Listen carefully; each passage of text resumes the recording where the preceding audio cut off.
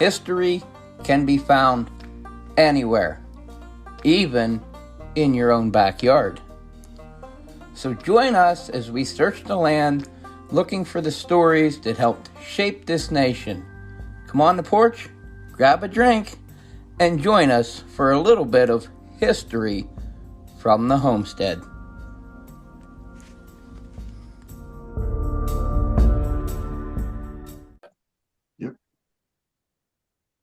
Hey there, history buffs. Welcome to the History from the Homestead podcast. I am your host, Thomas Carroll, and today is our special 20th episode live stream. We're currently on Facebook. I'm joined by Sarah, Rob, Elizabeth, and Corey. So, Corey, you elected backstage to go first. So, briefly tell us about yourself and what you do. Well, I am right now. I'm the current content and communications director at the Great Lakes Shipwreck Historical Society out of Whitefish Point. Before that, I worked at a TV station for 23 years and telling a lot of different historical history stories, and I was the kind of the special content creator for 9 and 10 News in Northern Michigan that would do all these little special stories and documentaries and such. But I transitioned to the Shipwreck Society in 2022, and I've been there since. But I think one of the questions you did ask is what originally got me interested in history is probably because of my mother. As a young kid, she made wreaths every Christmas, and people would come from all over the place to buy them, and what she would need was we called it curly grass. So there was this special place where I grew up in Fenton where we would go and cut all this curly grass, bags and bags of it. But in this field was a foundation, an old foundation, and I was always just really perplexed and amazed by this foundation. What was there? Why was it there? Things like that. So over the years, I was never really a good student in school, but I was good at social studies and history. And then as a young kid, the first time I ever went to the Mackinac State Historic Parks, and I don't know if anybody else has, seen Jim Evans. He was there forever. And I do believe he's still alive, but he he was one of the musketeers, part of the British Army, and he would fire the musket, and the Mackinac just really inspired me. And then from there, as I grew and got this job at 9 and 10, and then was able to tell history stories just about every week. Now being at the Shipwreck Society is just kind of it's a dream job. So that's my past in a nutshell. Yeah, that's we're gonna hear. We all have the same story. So, I guess I'll pick Elizabeth. You're next. Where are you from? What do you do? And what got you interested in history? Thank you, Thomas. I am Elizabeth Shope, and I am a park ranger at Allegheny Portage Railroad National Historic Site and Johnstown Flood National Memorial in Western Pennsylvania. And what got me interested in history was my middle school history teacher. And he just brought history alive and made it so interesting. And I loved being in his class. I didn't want the class to end. I was always sitting there wanting to learn more. So I think for me, a large part of it was just having a great teacher who made history really interesting. Yes, And uh, how I got involved with the Park Service was when I was in college. I did an internship at the Lemon House, which is the Stone Tavern behind me there, doing research. And it was a great opportunity because I never considered the Park Service as a career option, not for any bad reason. It's just never crossed my mind as something that I could do. So it was great to get my foot in the door. I volunteered for the rest of my internship, and then that turned into a student employment program while I was in school, which turned into a seasonal job, which turned into a full-time job. So I'm really glad that I did the internship because it opened my eyes to the world of the National Park Service, and I love telling the stories of these two parks with visitors. Yes, that's great. And I'm lucky enough, I've been to those parks several times because they're quite local to me. So I guess we'll just go right around the corner. Sarah, it looks like you're up. Um, well, same as everybody else. What are you doing? What you got you started in history? Well, my name is Sarah Goodman, and I'm the museum educator at Drakewell Museum and Park, which is birthplace of the modern petroleum industry. I have been here a little over 10 years, but I have been with the Museum and Historical Commission for over 20 years now, starting out as an intern. But what got me into history, I have to share a picture with you and a little story. So I'm going to hit share here, screen one.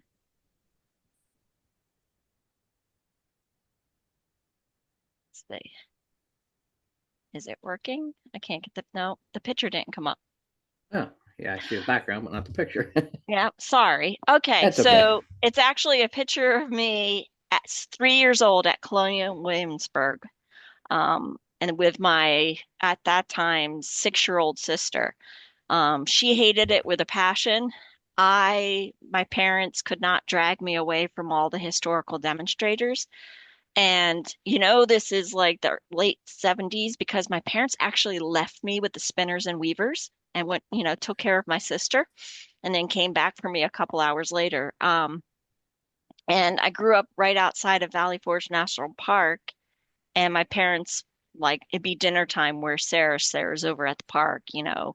And I was, as you all heard earlier, I lied about my age so that I could volunteer for the Park Service. And like Elizabeth, I got an internship with the Park Service, was a seasonal with the Park Service, and then became full time with the Park Service.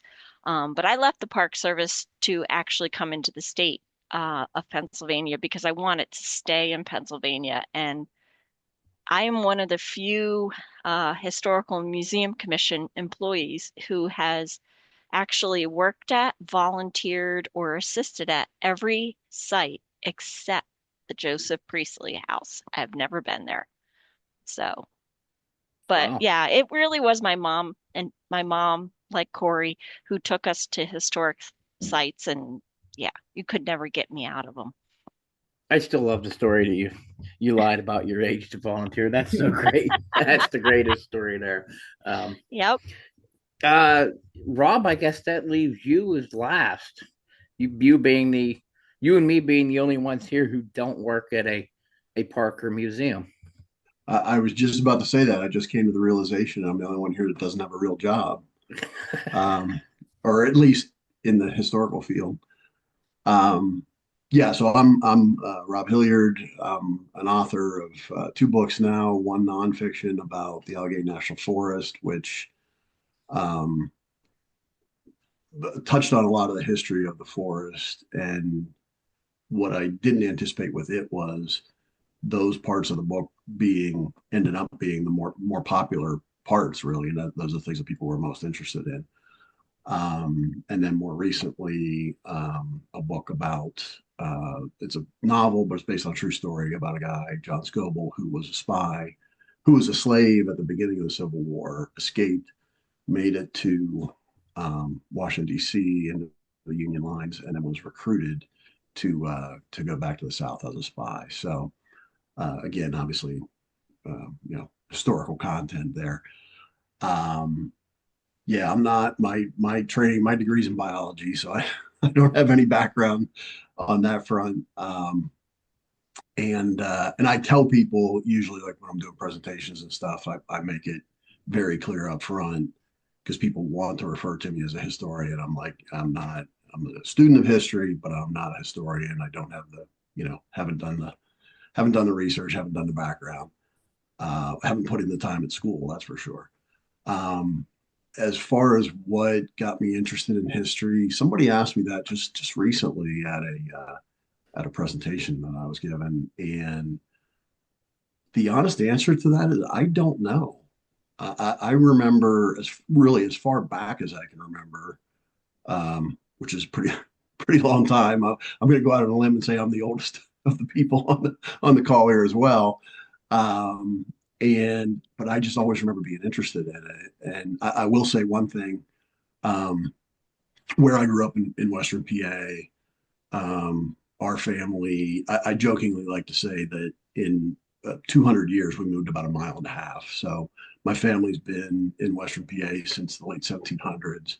Um, and basically, we've lived on the same farm or where my dad lives, where I grew up, since 1872. So about 150 years there.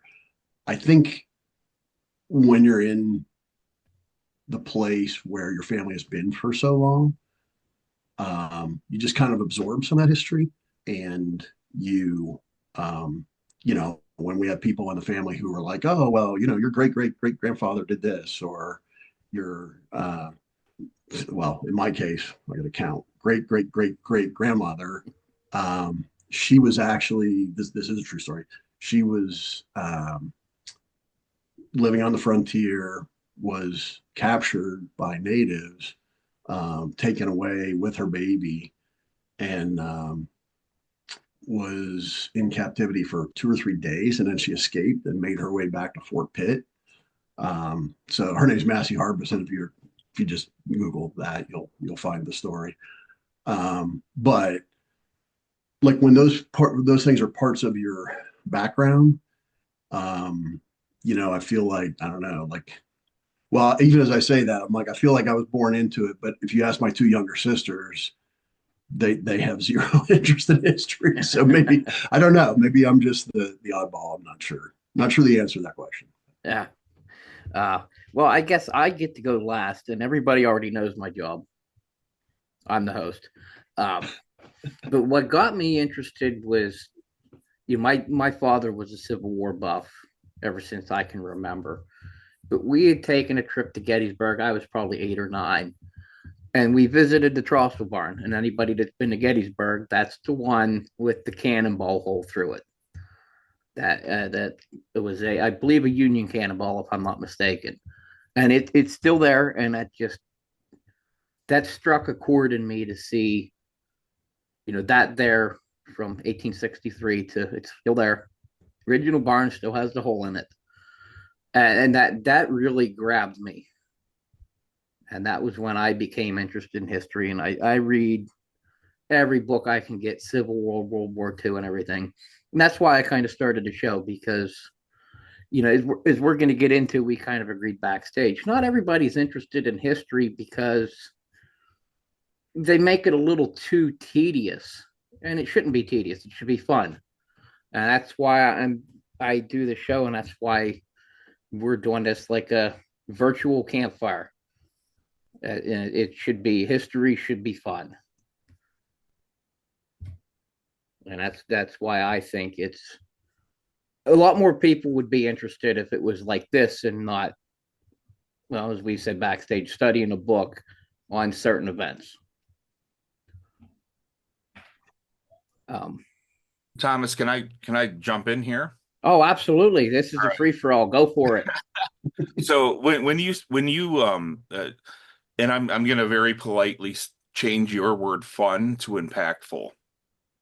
Okay. So what we the Shipwreck Society found the shipwreck Atlanta, which sank in May 4th, 1891. 7 people were aboard, 2 survived. And the story is amazing of how these 2 survived. But there was a note written by a gentleman called Eli Waite, where the life-saving service back then did come out and save his life. And he wrote this very maybe it was official, maybe it was just a thank you to the life-saving service back then.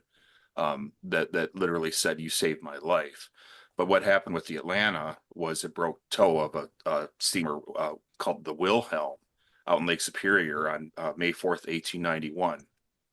And it was a schooner barge. The schooner barges didn't have engines. They barely had sails. They were very short-masted vessels. And when something broke tow, which happened a lot in Lake Superior, those schooner barges had nowhere to go. They had nowhere to hide.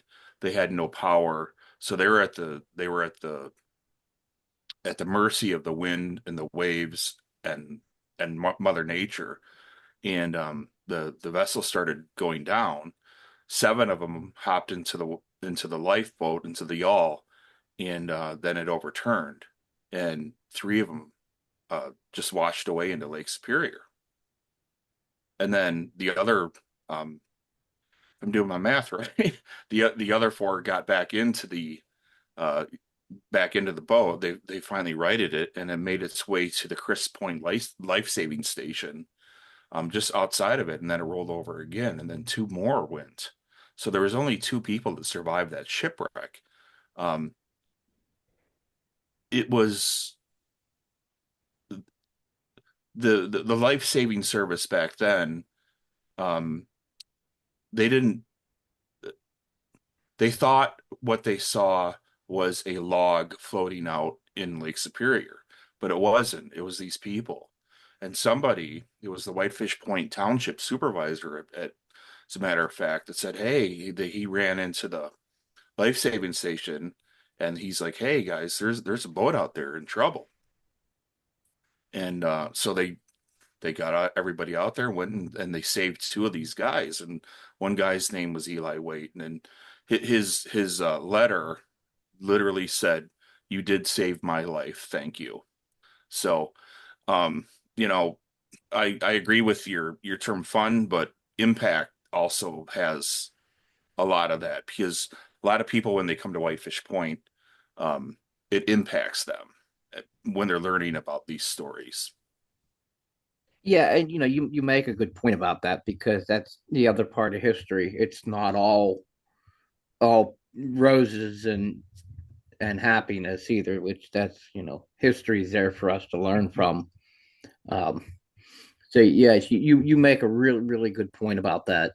Which and anybody who's ever seen the Great Lakes knows that that's not always the best place in the world to be stranded without power. Amen. Well, that's something too. Being originally from the Philadelphia area, we would go down the Jersey Shore all the time. So I knew the ocean. It wasn't until I moved to Western Pennsylvania and actually had to work up at the Erie Maritime Museum and had to go out on the flagship Niagara. When somebody says lake, I think of a lake, a little lake, with a little rowboat and things. And I remember, when we went out of the bay and into the actual lake, all of a sudden my eye just got so seasick, and I just remember being up against the side of the ship, and Walter, the captain's like, Sarah, you need to breathe. And I'm like, oh, it was so much like an ocean. And all of a sudden I was putting history together of why there were all these shipwrecks in the Great Yeah. Lakes. You know, before that, like I had read about them a little bit, and I'm like, oh, these people just didn't know how to row their boat, But those lakes are actually, they act like an ocean. And yeah, that always blows my mind. So quite the impact. And there's nothing funnier than when I went up to Lake Erie, and out in the distance there was a cargo ship, and that just blew my mind that there was a cargo ship Yeah, on Lake Erie. big ones, Yeah. big ones. Yeah. um, Sarah, something that you said got me thinking when you said about Colonial Williamsburg, and I went there around that same time in junior high, and that has been a place that often always think about, just that stepping back in time. I mean, hmm it's one of my favorite places I've ever been. So when you said that, I was like, yes. Well, yeah, you're Yeah. totally immersed in the time period, Yes. Yeah. except, maybe hearing some traffic or a plane flying over, you kind of forget what century it is. Yes, and it is so neat because there are so many times where in history I wish I could go back to this time period or that time period just for a few days to see what it was like. But that is a place that really it's so immersive. And you Yep. feel like you are back in that time. Yeah, and I Yeah. didn't. Go ahead, Rob. Go ahead. Well, no, sorry. I was going to say I didn't want to interrupt when Sarah was talking earlier, but I was going to say we have pictures of our three kids, the exact same thing at Colonial Williamsburg. Around they were. Oh, my son was in a stroller, and he's now 25, so it was a while ago. But But you didn't leave him with the demonstrators like my parents did. no, I might have wanted to, but I don't think my wife would have let me. But what I was going to say is, and our two girls were there too. I distinctly remember my oldest daughter would have been probably about 8 or 7, but we have a picture of her marching behind the band that goes through each night at the Yep. the fife and drum. And but my son, and this might be more to your point, Sarah, earlier. My son is graduating in a month and a half with a degree in cultural anthropology. So maybe he did get infected on one of those early trips there. Yep. Hard to say, but and then I wanted to go back to what Corey said about it being impactful and what we were kind of chatting about earlier about how history is taught. And just to be clear, like I don't when you're teaching history, when you're teaching any subject, you have a fixed number of days Mhm. and a fixed number of hours within those days to convey the key message, right? So the easiest way to do that is to boil, let's say the Revolutionary War, which depending on when you consider the real start of that, but it's about 8 years ish of fighting, and you got to distill 8 years down to something you can convey in 4 lessons, so you can move on briefly to the Constitution and then briefly to the War of 1812 and get through everything by the end of the semester. So you pick those half dozen events, you teach those, you hope the kids pick something up, and you move on. Um, and, and so I get that, but when you do that, I think you lose that the impactfulness that Corey was talking about. It's like, well, why is this important? Well, I don't know, but it happened on April 12th, 1774, and that's all I need to know because I got to pass this test, right? Um, but the what is often not taught, again, for understandable reasons, is the why, and that is I think a lot of times that's the impactfulness. Like, why did it happen in the first place? Why did all these forces, come together? Like Elizabeth, I just thinking of the Johnstown Flood Museum, that literally forces coming together, right? But it was all the stuff behind that. It's South Fork Dam, right? Yes. Yeah. So Yep. why was the South Fork Dam there? And why was it not in good condition? And why was the hunting club there? And all those things that added up to that catastrophic day, right? um and or like Sarah was just talking about, why are all these shipwrecks at the bottom of the Great Lakes, right? Why did those things happen? And then you can start talking about those convergences that led to, okay, well, why did Valley Forge happen? Why did Gettysburg happen on the date that it happened, right? And one of the things that I've said is I really wish, instead of people learn history with a calendar, right? Oh, this happened on this date, that happened on that date. I wish at a minimum they would teach it with a map and not a calendar, because you can start to see, like, why was oil discovered in Western Pennsylvania or commercially produced? But then why did that, the fact that it was just happening as the railroads were emerging, and then they were able to get pipeline over to Northeast Ohio. And, like, if you sort of look at that, if you look at Titusville and Cleveland on a map, they're not that far apart. And so that's, it starts to make sense. Well, okay, the oil industry, the sale of the oil industry started coming up in Northeast Ohio, right? And then from my standpoint, like with the Allegheny National Forest, which is practically right next to Titusville, they were taking lumber from there, building barrels and rafts. and they were taking them right down the Allegheny River to Oil City, aptly named, and putting the oil in those barrels and floating down to Pittsburgh, and that, or even on down, to New Orleans. But without a map and without seeing all that and being able to conceive how those forces all come together, and like we're talking about earlier, Pittsburgh as a steel building center. If they weren't getting iron ore from the Great Lakes, but you don't necessarily realize how close that is or how that works to get there. Then people don't. It's hard for people to wrap their heads around. Well, why did that happen? And you lose the impact, I think, because you're just like, well, I just know when it happened, and 5 minutes after you took that test, you forgot about it, and 10 years later, when somebody mentions it or you're watching something on TV and they reference it, you're like, I vaguely remember hearing something about that when I was in school, but I don't know why it mattered.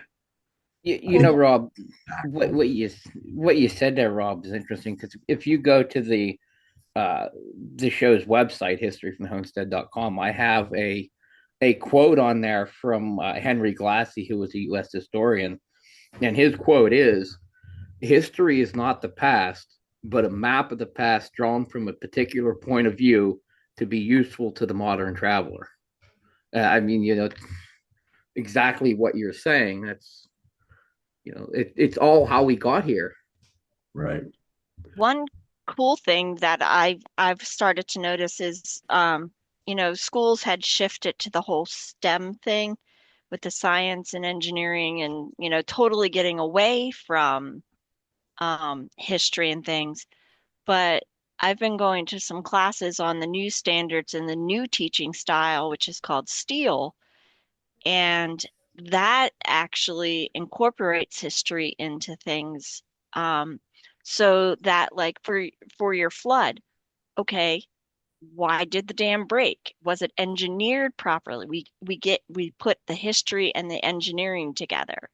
And for us here at Drakewell, it's, that we, and it's kind of hard for me. I'm a total historian. Like, there's a reason I'm not a chemist or something. I would probably blow myself up if I was, um, but like we incorporate now. It's not just the history, but you put the science in there. It all blends together, and you can start talking about, you know, all the different aspects of things. So it's neat because I'm seeing it a little bit. Some of the teachers have started kind of switching their way that they're teaching, and we're not just like we're not just getting history classes now, we're getting science classes that come, and the teachers are, oh, remember in the classroom we talked about pulleys. This well is just like a pulley, and we're getting that history and that science, and I think that's great. And I think you might see more and more people trying to go study history to figure out, why do we do things this way? Well, let's look at the past. You know, why do we build a bridge this way and not that way? Well, let's look back here and figure out what they did back then and Yeah. why, so I it's it's a good thing. I can add to that. It's a great point. That's actually one of the reasons why I love history so much. One of the other things is when you find a family member associated with said history. Hmm. Uh, we had discovered two shipwrecks called the Jupiter and the Saturn that sank in 1872. And on one of them was the great, and I'll probably get this wrong, the great great great grandfather of this guy named John Smith.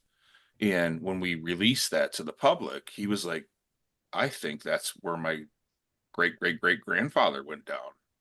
And we ended up taking him down there and diving on where his grandfather, great great great grandfather, passed.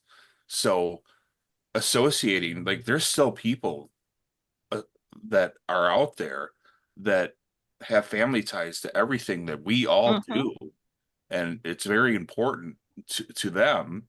Like, I can't even imagine, like, nobody knew where the Jupiter was for over 150 years until we found it. So that's where you know, um, history comes to life again because he got to go down there and see where his lineage is from. So it's quite powerful when we have a family member come up and part of these wrecks. And we had I I wish I had written down all the family members, but that was a pretty special one. So That's really Yeah. powerful when they can be part of what you're doing too. And Robert, you said what I say at the park all the time. I think of it like the layers of an onion, with the story of the Johnstown flood, there are just so many different factors that all came together and created the events of May 31st, 1889. And yeah, peeling back those onion layers and all of the different um, pieces that make up the story. And yeah, as well as at my park, we have family members, especially at Johnstown Flood National Memorial, who have family ties. And it's been really interesting with genealogy research and things like that, people who come to the park and they had just learned that they had family ties to the area or to the story. Some people had known, they had heard stories growing up, but there are a lot of people who have recently found ties to the story. So that's really interesting too. Well, speaking of ties to the story, you'll probably get a chuckle out of this, but I don't know, maybe 10 years ago, the company I was working for was the law firm that they worked with was Reed Smith in Pittsburgh. And we were down at their offices for some meetings, going through contracts and stuff. And they have all these pictures of Johnstown and like pictures from the flood and all this stuff. And I'm like, oh, cool, Johnstown flood. And just a quick aside, I saw David McCullough, who famously wrote the book The Johnstown Flood. I saw him speak, I don't know, 20 years ago or more now, and he was also from Western Pennsylvania. In case any other listeners don't know, but when he said he was going to write a book about the Johnstown Flood, and people said, "Oh, you're from Western Pennsylvania, you must know all about the Johnstown Flood." And he's like, "Oh yeah, yeah." And he said, "All I knew about the Johnstown Flood was when we were kids, we would take our mashed potatoes and we get a big mound of them and make a hole in the middle and pour the gravy in, and then smash the side down, and the gravy would run out. And we're like, oh, it's a Johnstown Flood." He's like, "That's how much I knew about the Johnstown Flood before I started that project." Like many Western Pennsylvanians, I was about the same. I knew of it, but didn't know the details of it. Although I had a buddy from Johnstown, and one of the things, anytime anybody, he's from Boswell, actually, Elizabeth. But their question when you mentioned the Johnstown flood was which one, right? Because there've been, Yes. 4 or 5 major ones. But anyway, point of where I'm going with this, I finally, made some comment about the Johnstown pictures and the Johnstown flood pictures. And they're like, yeah, well, that's how Reed Smith came into existence. And I'm like, what are you talking about? Because at the time I hadn't read the book, and it was, and I won't get this right, but Reed Smith was the firm that was founded by one of the survivors of the flood, right? That sued South Fork Hunting Club, or do I have that backwards? They were defending. There were 2 of the members of the South Fork Fishing and Hunting Club, Philander Knox and James Reed. They were club members, and they also were part of the Knox and Reed law firm in Pittsburgh, who represented the club. Okay, that's so yeah, like it was the latter. the club member tie into that. But I also had always heard about the Johnstown flood. I knew there was a flood in Johnstown, but until I was older, I didn't know everything that went into the story. And I was always so surprised that, I grew up about an hour and a half from there and was always surprised that I never really learned about it in school. Yeah. So I'm the same. I didn't really know a lot about it. Yeah. I knew there was a flood in Johnstown. Every time I would hear Johnstown, I would think that's where the flood was. Yeah. Thomas, if I could just jump in on that, reminded me of one more thing just about how people learn about history. And this is a story I tell all the time.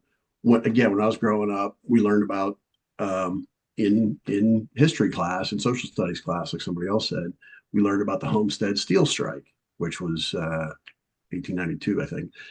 And they're like, oh, it was so important in the history of American labor and unions and steel barons and all stuff.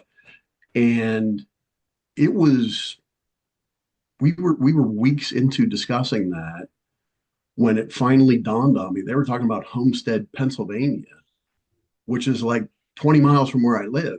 But we were reading out of the book and learning about, again, the dates and the names of people and stuff. But they were like, oh, it happened in Homestead. I'm like, all right, well, there must be 1,000 places called Homestead in the United States, right? So I didn't really never thought about it. And then one day I was like, wait, you're talking about the Homestead that's right down the road, right down here on the other side of Pittsburgh? And so until you have that context, and Elizabeth, that's what you were just saying, like, you knew Johnstown, you knew where it was, and you're like, well, it was a flood. Okay, well, I don't know, what's the big deal? Until you learn the context around it and the importance of it, so much of that I think just doesn't land. It doesn't. Again, it just ends up being names and dates that people forget about 5 minutes after they don't have to remember it anymore. Well, that's what I was going to say. I'm almost ashamed to say it, but I remember in school we went. I think like kindergarten or first grade or something like that. We went to the Johnstown Flood Memorial for a school field trip, and I'm sorry to say it was one of the most boring experiences of my life. Then, but after having read David McCullough's book and everything, I really got into it. Which, you're the author here, Rob. When are you going to write a book about it? I I'll tell you that when I started my book, and I think I said this to you when we talked the first time when I started at Freedom Shadow, I'm like, I didn't want to redo another, like as I think I said, I didn't want to do another white guy spy story because that's been done 150 times over. I'm not even remotely going to try and outdo David McCullough. The guy's, Pulitzer Prize winning, brilliant. Got a bridge named after him here in Pittsburgh. Like I'm not like he's sitting on the top of the mountain there. I will make zero attempts to knock him off of that. See though, Rob, you could have a bridge named after you in Pittsburgh, but no. If I did, it would be a very small. It would be over like a sewer line or something. That would be probably appropriate for me. We have a little one down the street here. I'll put your name on that one. How's that? Yeah, that's perfect. All right. Just And spray it's not painted even on over. there. It's not even over the sewer. It's just over a little ditch or whatever. So Yeah, ditch is there's good no for sewer me. there. That's, I'll give you that's that much. perfect for me. But I mean, yeah, that's it sounds like we're all over the place, even, but we're not. It's interesting all the links in history and our various, for lack of a better way to describe it, parts of study or what we do. With the Corey with the shipping and Elizabeth over in Johnstown, Sarah up at the oil well, and Rob, you and I, just as you said, students of history. And the other thing about history that gets me, sometimes truth is stranger than fiction. I find myself a lot reading history books and saying, wait a minute, that really happened. That's not something that somebody made up. That happened. And that's crazy. I find myself saying that a lot. How much it is truth is stranger than fiction sometimes, and people do amazing things under duress or spur of the moment, light bulb or what have you. It's amazing how some things come to be. Like Yeah. the light bulb. My goodness. Yeah, I can. Sorry, Tom, I didn't mean to interrupt you. Oh, you're good. You're good. Go right ahead. No, I can kind of add to that.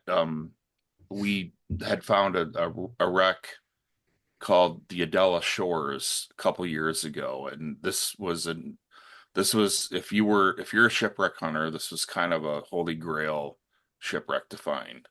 And I got to credit our captain Daryl Ortel, who is a incredible shipwreck finder. He's just been at it. But the story is that this ship sank on May 1st, 1909. But it was the pride of the gentleman. It was pride of the Mr. Shore's fleet. And he named it after his daughter Adela. But Adela did not want the I guess the credit for naming it after her. So when they christened it, she had her sister Bessie christen it. But instead of breaking a bottle of champagne over the bow, because they frowned on alcohol consumption, she smashed a bottle of water. And so all mariners really thought that was bad luck. So as the story goes, on May 1st, 1909, it's following the Daniel J. Morrell up through Whitefish Point in a very bad winter where there's still ice everywhere. And it went missing. So went missing means nobody ever knew what happened to it. It just gone. 14 people, 14 souls gone. And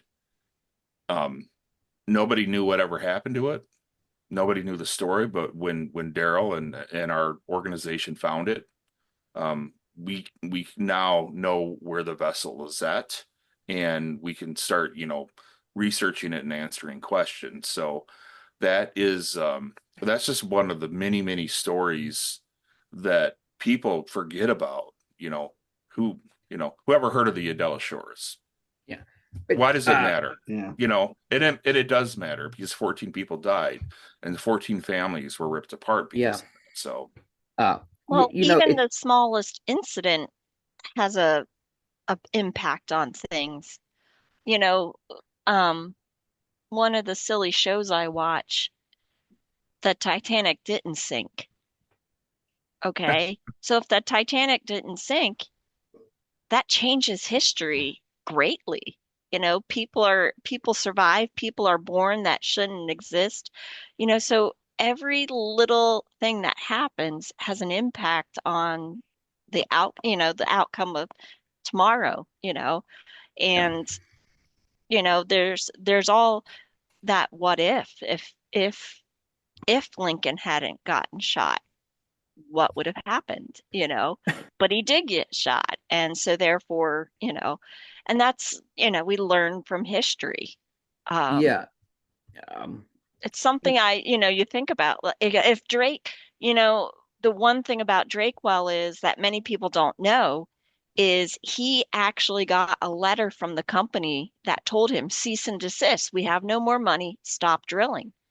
And Drake's like, well, I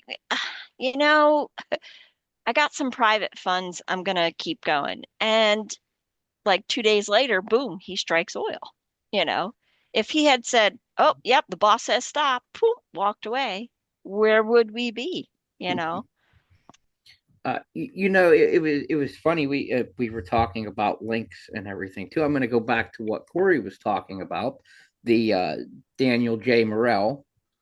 That should probably be pretty known to Elizabeth there at the Johnstown Flood Museum because he was the general manager of the Cambria Iron Company in Johnstown. That's what that ship was named after. Yep. That's one of those links coming to life right here as we speak. We have kind of a running joke in our family, Thomas, that all roads lead back to Western Pennsylvania. No matter where you're at, eventually it comes back to Western Pennsylvania. So I'll just enter that as one more exhibit in the pile there. Well, even just Pennsylvania in general. I mean, my gosh. So we're known for a lot. And it makes sense though, because if you think about even Pennsylvania in general, what do we have here? Coal. We made steel. We found oil here. The three major things that built this country. Without that coal or oil, none of those, big freighters would have wrecked up on the Great Lakes. You wouldn't have them. Yeah. So we really were here in Pennsylvania, which, sorry, Corey, 4 of us are Pennsylvanians. You're the odd man out here. but it But was it's thanks really, to us you exist. yeah, it was really the hub Oh, I love you all. hub of There's everything. there's a shot. Corey, Well, don't feel too bad. My oldest daughter lives in Lansing, so Well, you guys also have the Ohio Pile River, which I have kayaked down. we'll make you an honorary Pennsylvanian. I don't know if I really have the power Now, to do it's better than being an Ohioan. that. Okay. Well, close enough, I Right. guess. It's, you know. I apologize to all Ohio people. They're I on don't a even high know if right now. anybody. They're okay. I don't right, even, yeah, they don't care. yeah, I I don't mean, know just if my- anybody. Yeah, I don't even have my boss anybody is from from Ohio, so he'll kill me. I might need a job here in a so little well, Corey, the podcast is hiring, but I certainly can't guarantee the pay rate will be satisfactory to you. Um, but Sarah, I you're think I'm sorry. no, go ahead. I was just gonna say, Sarah, I think about your point all the time about if certain things didn't happen, you know, 2,209 people died on May 31st. It's likely the number is way more than that. And, we talked about families being ripped apart and, what great things could these people have gone on to do in their Right. lives had they survived the flood? Victor Heiser was a 16-year-old orphan survivor of the flood who went on to become a doctor, and helped cure diseases worldwide, and he is one of many survivors who went on to do great things, but what could all of these other people, what could their lives have been like? Yeah. What, as an industrial city, what could Johnstown have looked like in the years after the flood or even today, had that not happened? So yeah, that's a great point. I think about that all the time. And like you said, you can apply that to any different event that happened through history. Mhm. Yeah. I could I can kind of add to that, but a little bit going backwards. The on the other side, when I've interviewed Ruth Hudson, who was Bruce Hudson's mother, who went down on the Edmund Fitzgerald, and before he left on that, it was like a year or two before he left on that tragic day in 1975, November 10th, 1975, he had bought a motorcycle and his mom did not like it. And she's like, "You're going to kill yourself on that." And he goes, "No, Mom, don't worry. When I die, the whole world's going to know." Oh, wow. Wow. And that just gave me chills again up my spine. Yes. But it's like what could have Bruce done? How he was a really young guy in his 20s at that point. And what, to your point, Elizabeth and Sarah, what was he destined for? Was it for to be on one of the most infamous Great Lakes shipwrecks, or could he have? I you know I don't want to speculate, but who knows? And again, that could be applicable to anybody. You're talking thousands of people lost on shipwrecks and over the centuries Yeah. there. Uh, Speaking of that, Corey, I'm trying to remember. Was it on your podcast? I heard somebody fairly recently make the comment that, and you just said it again here a second ago. You said 14 souls, and I can't remember if it was you on Thomas's podcast, but somebody I just heard recently explaining that when people are lost at sea or on lakes, they use the term souls. Was that you, or I might be thinking about somebody else? It may have been me or Brew, part of our organization, but we like to we want to humanize these people as much as we can. So, when we use the term soul, that connects with, imagine your family having to go through any of these wrecks and, getting notified and things like that. So, family member, but the souls, they're we we or I will usually use those terms because Yeah. it just humanizes and makes everything just a little bit more personal. And that's again, like when Elizabeth was talking about the flood victims, that's, Yeah, 2,000 plus souls, right? yeah, and they're And just gone. It's sad, but Yeah. it's something that we can all learn from. Yeah, and especially in a tragedy like that, where a lot of them are gone without a trace, for Yeah, lack of a better word. They're just, they're never properly laid to rest or anything. It's really wild to think about. yeah. There's a cemetery just about a mile west of Whitefish Point. It's a very, very I like, for some reason I like walking through it because it brings reality to me. But in the cemetery, there's like 21 graves that just says unknown. So a lot of these graves are from sailors who had perished on Lake Superior that washed ashore, and um, they buried them there, but nobody know who they were, and nobody knows who they are. But they're buried in this cemetery, and it's a very I don't know, heart-wrenching thing to go see, but it just, it keeps us, history. We all can learn from it every single time we go to experience something like this in all our museums and books and podcasts. So I think what we're all doing is helpful for people that are trying to learn about this stuff. Yeah, I've always said doing the show too, even if just you give somebody that little nugget that they can go on and do your own research, form your own opinion. I mean, sometimes I can even just sit down on like Wikipedia and I'm looking up a subject, and before I know it, I'm 5 or 6 articles later, and I don't even, it don't even know how I got to where I'm at because I just clicked the link and keep one. You know, that's what I try to hope to do with the show. You just, if you catch just that one little bit and go off running with it, you'd be amazed where you end up. Even really. Yeah, and Corey, it's like what you do, is so important to show that these people were humans, or that they were someone that meant something to someone. Not everyone that comes to Johnstown Flood, of course, has a family tie to the story. And in the one corner of the visitor center, and it lists all of the names of the victims of the flood. And there also is a cemetery above Johnstown that has the unknown plot of the victims of the flood, where hundreds and hundreds of plain white headstones are.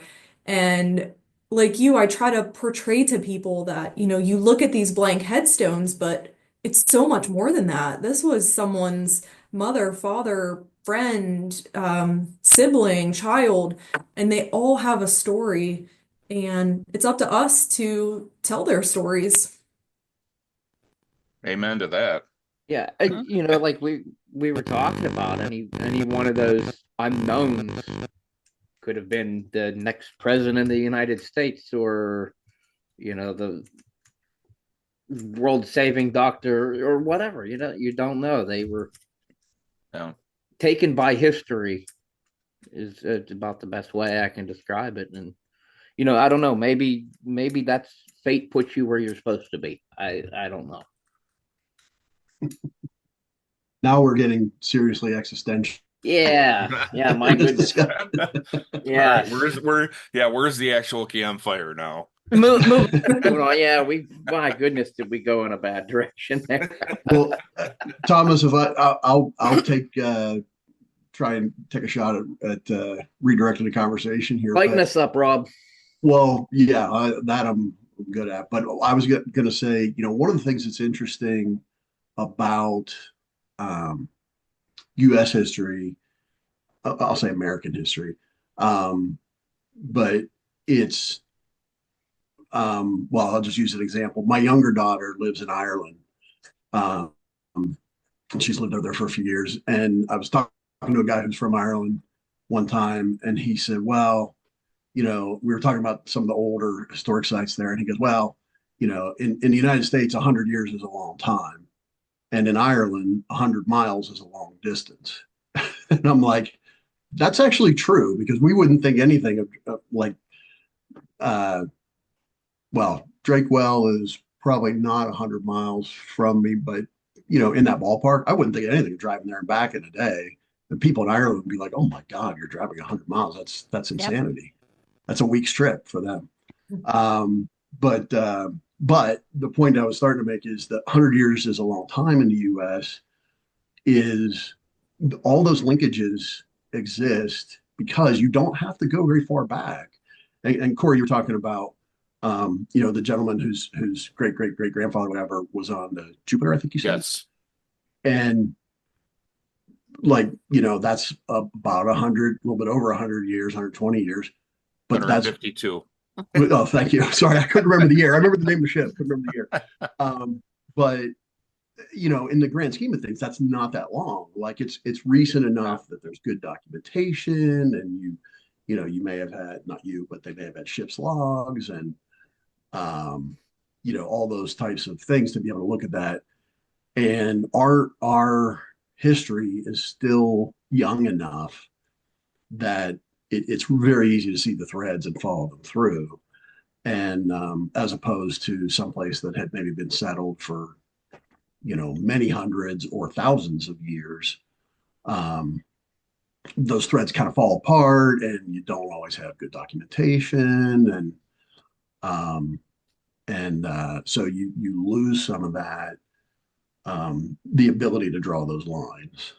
And Well, and you're right, Rob, because one thing that like we point out with the school tour children is, okay, so like I remember I was lucky enough to meet my great grandparents. Okay, my great grandparents were born in the 1900. So that's a long way back. And I was lucky enough to sit and chat with them and do. And like one thing we always say to the school children is, there are still World War II veterans alive, you know. And to kids, World War II was thousands of years ago. But yeah, but it's exactly. really not that far back. Like sit down and talk to your parents, talk to your grandma, talk to, the each other, and you'll find out that like one activity that we always do as a little icebreaker when we get new interns, and this is the first year that I felt really old because I was older than the interns' parents. But we do a neat activity where, what's your first worldly memory? And think about that for a little bit. The interns, they don't even know 9/11, you know. That's how young they are. But like for me, Ronald Reagan getting shot, I remember that clearly. I remember my parents rolling the TV into the dining room. I mean, I was little, but oh my God, the TV's in the dining room, and we're watching the news about Reagan getting shot. But, and I was you tell these school children, talk to people, you know, find Yeah. out, sit and chat. Yeah. My favorite thing to do is I go up to the senior center every once in a while and just look around the room, find somebody, and I said, let's chat, let's talk. Yeah. That is fantastic advice. And by the way, Sarah, the older you get, the more you'll experience that. Oh, I I go back know. I go back several presidents before Reagan. We'll just leave it at that. Um, but but you make a great point. So again, I was fortunate enough that I knew two sets of great grandparents on each side of my family. And my great grandfather on my mom's side was a World War One vet. Hmm. So again, people, young people think that World War II was, in the dark ages. World War One was like, before Christ, right, on their Yep. timeline. And but he lived until I was I think he passed away when I was 13, maybe somewhere in there. We used to go fishing together and hung out together and all those things. And of course, as a young kid, I didn't know any better, but I wish that I had had conversations with him and asked him about his service, because now all I have is just the paperwork I can find. And okay, he was Yeah. in Europe for a while, and that's about all I know. I wish there's no way to turn back the clock. I wish I had that information. But for these school kids, it's like you don't think you have a tie to the story we're telling, but you do. Like Yeah, talk to your family, talk to your relatives, start a conversation with the little old man in the doctor's office that you're sitting there waiting, Yeah. just start talking. yeah, I Find out can, that you are, what you're learning in your classroom, you know, is I lived through 9/11, talk to me. I can tell yeah, you. I was part of history. yeah. So, There's a story out here it's kind of a side note to this subject. Um, we did discover a wreck, a steel freighter called the Huronton that sank on October 11th, 1923. Everybody survived. It was a collision in Lake Superior between the Huronton and the Cetus. They were in fog. They were both going too fast, and the Cetus clipped the Huronton, and the the captain of the Cetus knew what was going on and did not pull back from the Huronton because he knew it would sink instantly. So he just floored the freighter, and everybody got on board off the Huronton. Everybody, but they left one soul on board. It was a bulldog. So the first mate, his name was Dixon Pell. He hopped back off the safety of the Cetus and ran down the plankway into the galley and got the bulldog and saved the bulldog's life. So it's like, everybody has a connection to animals. So like that was to me one of the like he's risking his own life for this dog.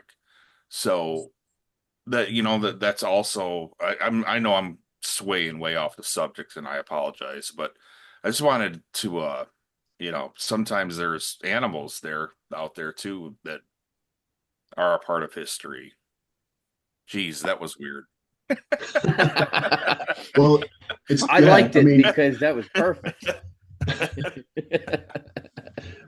it's not just Mrs. O'Leary's cow kicking over the lantern, starting the Yeah. Chicago fire either. Yes. Um, I'm gonna say, Corey, I love it when it goes off way off the directions. Oh my goodness. Yeah, and I'm just looking at the clock too, realizing my goodness, we've been at this what hour-ish, give or take. We don't want to keep everybody here all night long, although I think we probably could. yeah. I think we could probably stick around. So maybe here we'll start winding down a little. Maybe we'll start off with you as well, Corey, and anything new going on up at your way. So yes, we just invested in a brand new weather camera up at Whitefish Point.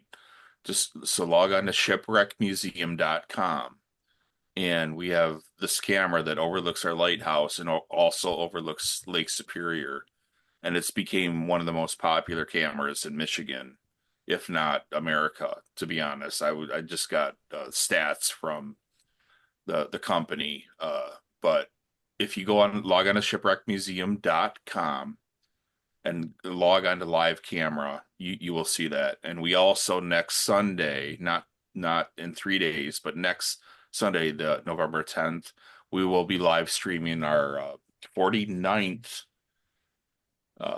Edmund Fitzgerald Memorial Ceremony. So everybody log into that, and then after that, we're gonna gear up for 2025.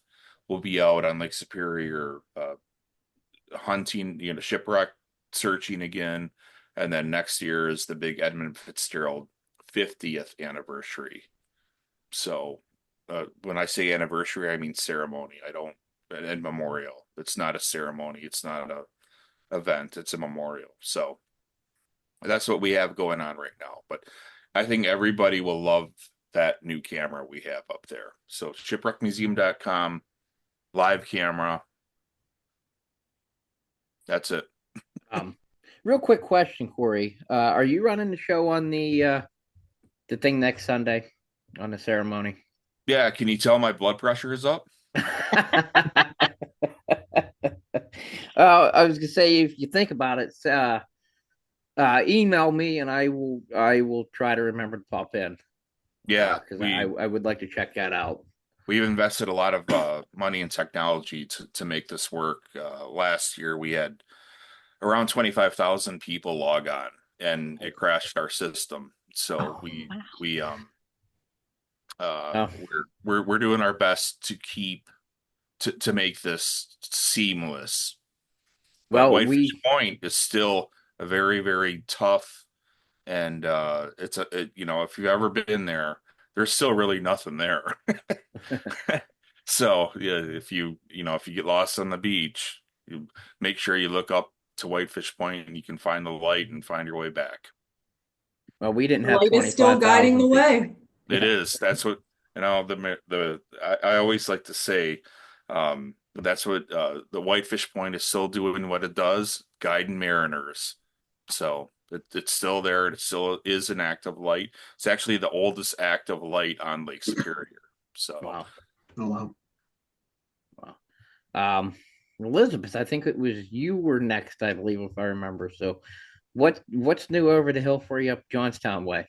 Yeah, at Johnstown Flood, we have a new item on exhibit. They are a set of train wheels that went through the 1889 flood in the early 2010s in East Conemaugh, which is one of the towns that the floodwaters went through.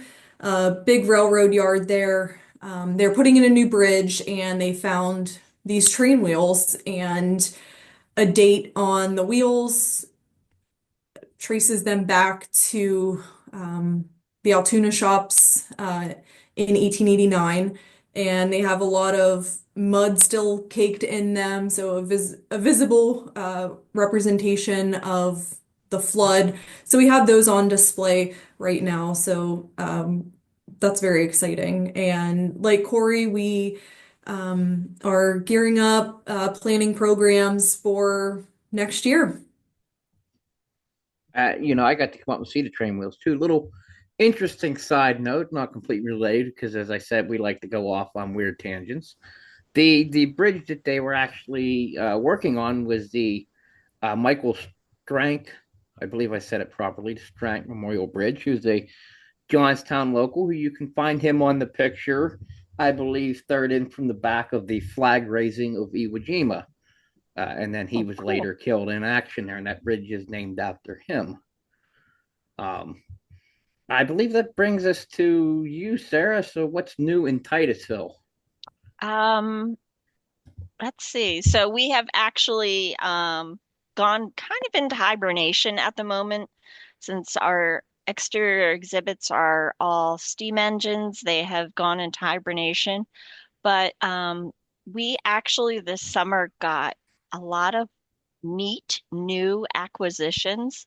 One of them being a nitro truck that we are in the process of restoring, which is really awesome. And we are working on a new temporary exhibit and things, new school tour programs, and we actually got grant money to offer free admission and free transportation to schools, so that's really cool. And well underway for the 2025 season of events and things. And I am actually proud of myself, yay, because I am actually finally, my hobby has always been domestic ways and domestic history and family life. And I have finally compiled information about domestic life here in the oil region. So, not talking about how the oil industry works, but talking about the family. And I'm looking forward to presenting that. I found some neat little tidbits of information, especially how to get oil out of your whites when you don't have bleach. So, You're gonna have to forward that information to me because my job is working on the road crew. I deal with a lot of tack oil and stuff, and I really would like to oh, know how to get that out of anything. I will Actually, email you some tips. I've got some great tips. And excellent. in fact, this sweater that I'm wearing right now, I had crude oil all down it. As you can see, it's Nice and not clean. there. Well, I have paving tack oil all over my pants, and I'm definitely not going to pull that up the camera to show. That would be bad. But yeah, I need to know how to get that out of anything. Okay. Rob, I believe that brings us to you. What's new your direction? Well, a couple things, but before I get into those, I'm gonna put in a couple plugs for the other folks here because as we are talking about before, I haven't been to Corey's museum, but I've been up in that area. I've been to another shipwreck museum in Michigan on the Great Lakes, and I have listened to the podcast episode. Fascinating stuff, and I would definitely encourage people to go there. And Corey, two things I didn't get a chance to work in earlier, so I'm just going to drop them in here at the tail end. One, the life-saving service that eventually evolved into the Coast Guard. That, how you described that really fascinated me. Years ago, we vacationed down on the Outer Banks, and they had a similar, because of all the shipwrecks in the Atlantic there, they had a similar system where people would just, it was almost like volunteer firemen today. Somebody would say there's a shipwreck, they would all run to their boats and row out, just like you described around the Great Lakes. To me, that's fascinating. And in the back of my head, thinking there might be a book, a story there about that. Rob, we do have an exhibit up there at Whitefish Point that honors those folks too. So cool. Yeah, that just I don't know, the whole concept I just think is really, really neat. And the second thing is for you, it's been on my bucket list forever to do a wreck dive in the Great Lakes. So just hearing you talk about it gets my juices flowing again to do that. I don't know if my wife will let me at this age, but we'll see about that. But anyway, and then again, like I've said earlier, it might be before we were on the air, but I've been to the Portage Museum and the Johnstown Flood Museum. Can't recommend it enough. And unfortunately, this is true for Drake's Well too. We're like just past probably the most gorgeous time of the year to drive to either of those places. So I don't want anybody to wait a whole year though to do that, because the exhibits there are, well, first of all, Johnstown is just a cool little town with now, didn't used to be like that when I was growing up, but some neat little bars and some fun stuff to do, ride the incline up. As we're coming into the winter here, I made this mistake one time. It was snowing and I rode up it, not in a car, but just standing out on it. And I don't recommend that unless you're really bundled up, but definitely go there. Johnstown's great. The museums are great. Elizabeth, the thing that was in my head that I didn't get to say to you was, it's always amazed me that with the Portage Railroad, basically the mainline canal invented the system that put them out of business, because they, the idea up to then was that you couldn't get a railroad over the mountains, right? And then the canal built a railroad that went over the mountains. And then I feel like the railroad people were just standing there looking at it going, well, you know what, if they can do that, like, why are we bothering to take canal boats up there? We can just take railroad cars. And within a few years, that's what happened. So, and then again, Sarah, we were talking before we were on the air here. I have some connections to Drake's Well, and just can't recommend enough for people to go up and visit that area. That whole, and like I said, that's very close to the Allegheny National Forest, which is near and dear to my heart. But just going to Titusville and Oil City, and even down to Franklin, go to the museum, check it out. Go over to Pit Hole. come spring, go do. Actually, I found this time of year and springtime is a pretty good time to go to places like Pit Hole because all the leaves are down and you can see stuff better and all the vegetation's down. Ride the Oil Creek and Titusville Railroad, bike the trail, bike the Allegheny River Trail through there. Just I can't recommend enough to for people to go and do those things. So I wanted to put in a plug for everybody else here. They weren't doing enough to push their places, so I wanted to do it for them because I don't want to undersell any of those. As far as what I have coming up, we're going to be in Gettysburg 2 weeks from today, 16th for Remembrance Day weekend. And Corey, is kind of like you were saying with the Edmund Fitzgerald. I want to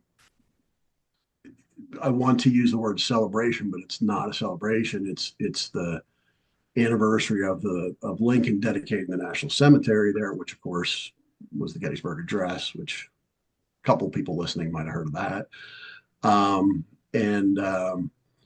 But we'll be there. There's a parade. There's a lighting ceremony. Saturday, I'll be signing books at the Gettysburg Heritage Center. And then on Sunday morning, we are doing what'll hopefully be kind of a fun, lighthearted event. We're going to do a Civil War trivia contest that I'll be hosting with a couple other folks at a place called Getty's Gear, which is right in downtown Gettysburg. And then, so we got those two things coming up. We will be in Miami later in November to accept a book award that we won earlier this year. So pretty jazzed about that. And then in the spring, we will be at, I will not get this name correct. So I hope the folks there forgive me, but I believe it's the Black History Museum and Cultural Center of Virginia. It's a very long title. I think I got most of the words, maybe not in the right order. But we'll be there for their Emancipation Day events in second week of April. And we'll be talking about spies in the Civil War. So awesome.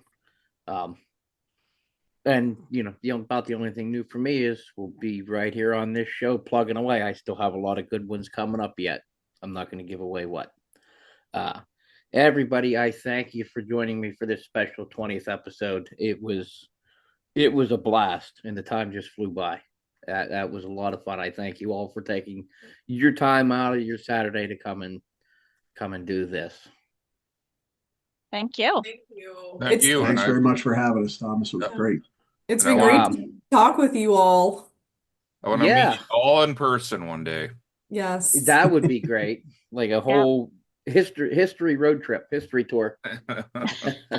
Well, another one of my little sayings, Thomas, and anybody who's ever ridden any distance in a car with me can, who suffered through this can attest to the truth of it. But I always say, nobody escapes without a history lesson. So that's, that's kind of the probably how all of us live our lives, or at least our avocations. Yeah, well, pretty much.